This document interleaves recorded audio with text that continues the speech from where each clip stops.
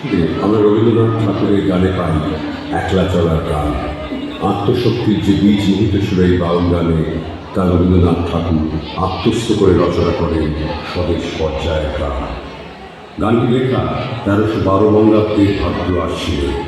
স্বভাবতই স্বদেশ পর্যায়ের এই গানে তিনি নিয়েছেন লোকায়ত সুর আর বাউল সাধনার গভীর নির্জন পথের কথা। যদি তোর ডাক শুনে কেউ না আসে তবে একলা চলো রে। যদি তোর ডাক শুনে কেউ না আসে তবে একলা চলো রে। তবে একলা চলো, একলা চলো, একলা চলো, একলা চলো রে। তবে একলা চলো, একলা চলো, একলা চলো, একলা চলো রে। যদি তোর ডাক শুনে কেউ না আসে তবে একলা চলো রে।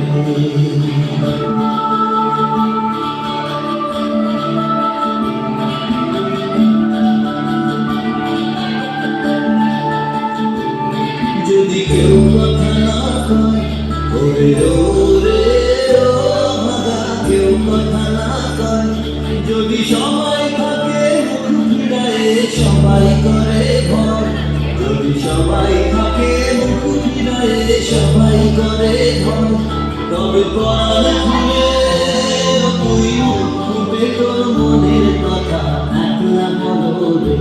ও তুই মুখ ফুটে তোর মনের কথা একলা বলো রে।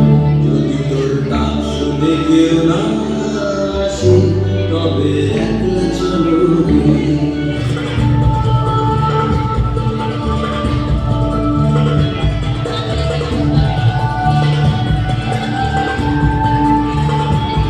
যদি আলো দান হবে ওরে ওরে ও ভাগা, আলো দান হবে, যদি ঝড় বাদলে আধার রাতে ঘুমার দেয় ঘরে, যদি ঝড় বাদলে আধার রাতে ঘুমার দেয় ঘরে, তবে বজ্র নড়ে আপন বুকে পাথর জ্বালিয়ে নিয়ে একলা চলো রে।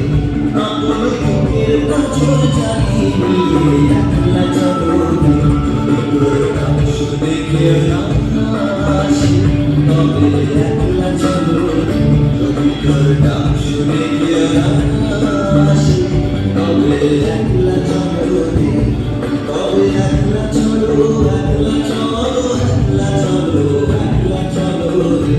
তবে একলা চলো, একলা চলো, একলা চলো, একলা চলো রে। যদি তোর ডাক শুনে কেউ না আসে তবে একলা চলো রে। যদি তোর ডাক শুনে কেউ না আসে তবে একলা চলো রে।